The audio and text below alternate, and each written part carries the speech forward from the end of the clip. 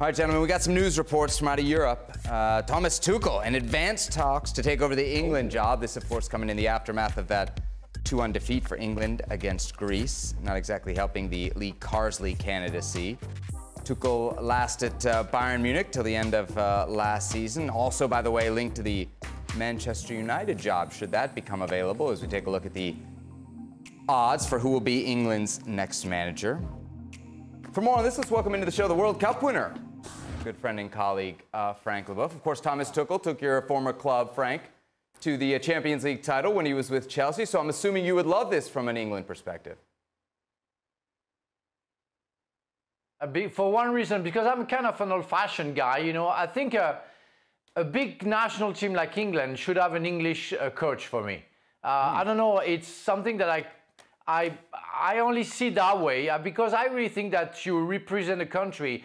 Therefore, you have to understand the culture. You have to belong to those players and to this country. You have to match with the whole picture.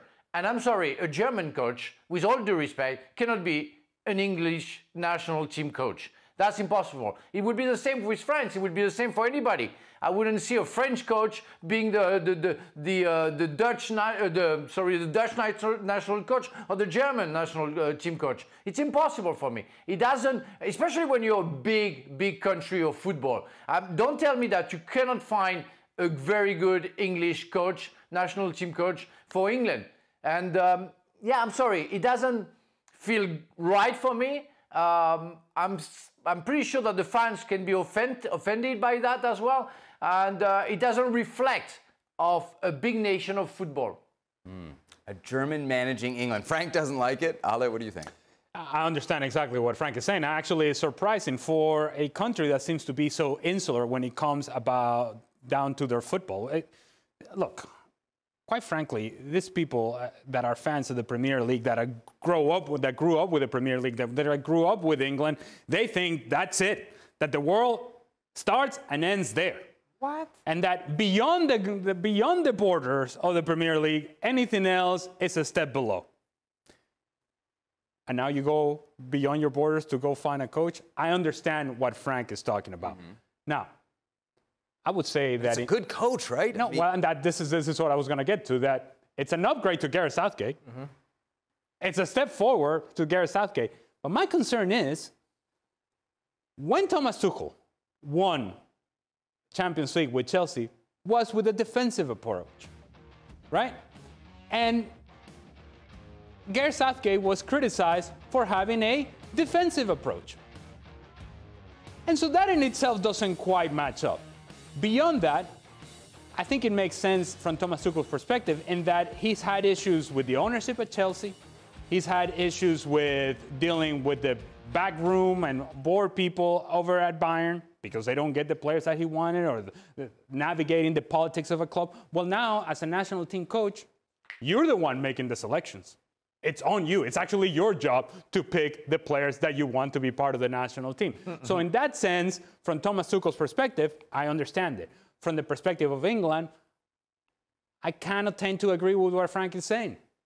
Man, there's something to be said about the pride of your country and you being able, as a big soccer nation, as a big soccer country, because I can't wait until somebody tells me, Fernando Batista from Venezuela is from Argentina. Okay, I get it. But we're not at England's level. Huh? We're not at England's level. We are not at England's level. Can I just tell you that? We're not at England's level. And so if you are at that sort of level, you should have more than plenty of options of managers from England to be able to take over your national team. I mean, if we did a list of resumes of international managers and he got this job, he'd be at the top of the list of resume, right? Absolutely. And that's, I understand 100% the sentiment that Frank is getting at, and it's a valid one for many fans and pundits out there, not one that I share. If England, let's say, around the, comparison's sake, 4th, 5th best team in the world, and they have been in the tournaments they've played, that's about where they get to, semis or somewhere around there. Shouldn't you have a coach about that level, the 4th, 5th best coach in the world, or higher? Now, Thomas Tuchel, if I was going to go into a tournament, would be at the top of my list.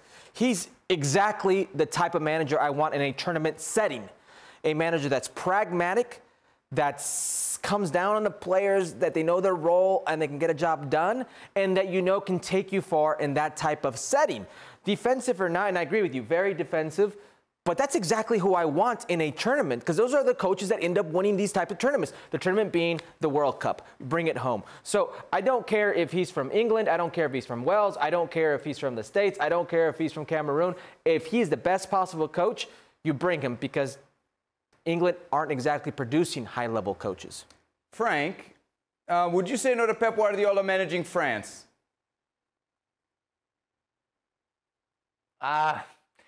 Got him. I would be intrigued. Yeah, I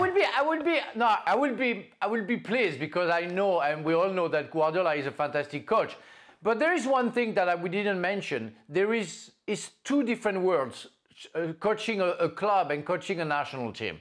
You know, when you have day-to-day works with the players, it might be a little bit easier to settle down, you know, the tactics, of course, the chemistry as well, the relationship between the coach and the players is much more difficult when you see them maybe 3 days a month during a qualification and 1 month during a tournament. So it's a difficult position that you have to be on and to be ready to work with.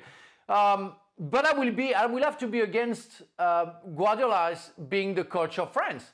It happened only once in the history of our country that the coach was a foreign guy. I don't remember what his name was. I think it was from the Eastern Europe, but it didn't work. It didn't work at that time, where France wasn't a big country of football. It wouldn't be a good thing, because I'm pretty sure Guardiola won't understand the culture of the French people, because he's Spanish. So that's what it is, and he won't be accepted by the fans. As soon as he loses 1 point or loses a game, they will say, "Well, the guy doesn't understand us. The way that he wants us to play is not like that way." That is, I mean, controversy, criticism will come so easily if Tuchel takes the English team, exactly like if Guardiola takes France. Stefan Kovacs, is that who you're thinking about, Frank? Back in the 70s? Very much. Thank you very much. It's all up here, guys. All up here. Yeah. Is that in the research It was there? definitely not through my IFB. It came through the IFB. Told me who it was. It's definitely not. Okay. Definitely not. Hey, which job's more attractive, England or Manchester United? If you're advising Tuchel. If I'm Thomas Tuchel, yeah. England. England. Look, this is a ready-made team. England is a ready-made team. You just need a couple of things. And this is a team that is going to the semifinals of tournament, to finals of tournament. That's what we're talking about. They are very much at the top of the world when it comes to international competitions. They are missing 1 or 2 things in order to actually win a trophy.